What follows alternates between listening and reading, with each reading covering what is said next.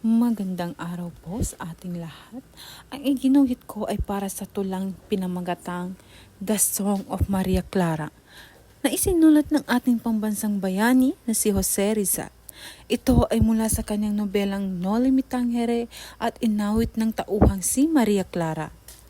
Ang tulang ito ay tungkol sa malalim na pagmamahal sa ating sariling bayan, sa ina at sa mga bagay na nagbibigay sa atin ng tunay na pagmamahal at pagkakakilanlan. Ngayon, babasahin ko po ang bawat saknong at ipapaliwanag ang kahulugan nito. Ang unang saknong, sweet the hours in the native country, where friendly shines the sun above, life is the breeze that sweeps the meadows, tranquil is death most tender love. Ang unang saknong ay nagpapakita kung gaano kaganda at kapayapa ang buhay sa sariling bayan. Para kay Rizal, ang sariling bansa ay para sa isang lugar na nagbibigay ng saya, katahimikan at comfort. Ang araw na sumisikat ay inilalarawan na parang isang kaibigan dahil nagbibigay ito ng liwanag at init.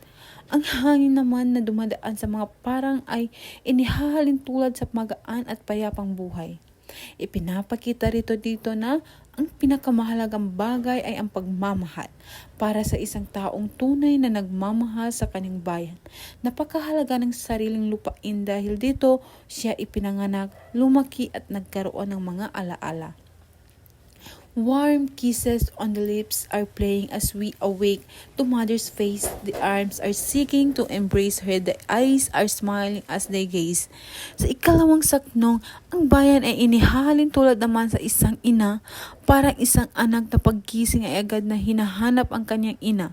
Nararamdaman niya ang pagmamahal, yakap at pag-aaruga nito. Ganito rin ang relasyon ng isang tao sa kanyang bayan. Ang inang bayan ay nagbibigay sa atin ng lugar na matatawag nating tahanan. Dito tayo lumaki, dito natin nakikilala ang ating kultura, at dito nabubuo ang ating mga alaala. Kaya ipinapakita ng saknong na ang pagmamahal sa bayan ay parang pagmamahal sa sariling ina. Ito ay wagas, tapat at walang hinihinging kapalit. Ikatlong saknong, how sweet to die for the native country where friendly shines the sun above. Death is a breeze for him who has no country, no mother and no love. Sa huling saknong, mas naging malalim ang mensahe tungkol sa pagmamahal sa bayan. Kapag sinabi na how sweet to die for the native country, hindi ibig sabihin na dapat nating hangarin ang kamatayan. Ang ibig sabihin nito ay ipinapakita kung gaano kalalim ang pagmamahal ng isang tao sa kanyang bayan na handa siyang magsakripisyo para sa kalayaan at kapakanan nito. Sa kabilang bahagi naman, sinasabi na ang taong walang bayan, walang ina at walang pagmamahal ay parang taong walang matibay na pinagmulan o tahanan. Kaya ang mensahe ng saknong ay mahalaga ang pagkakaroon ng bayan, pamilya at pagmamahal dahil ang mga ito ang nagbibigay sa atin ng pagkakakilanlan at dahilan upang pahalagahan ang ating buhay at mga pinagmulan. The Song of Maria Clara ay hindi lamang simpleng tula tungkol sa pagmamahal.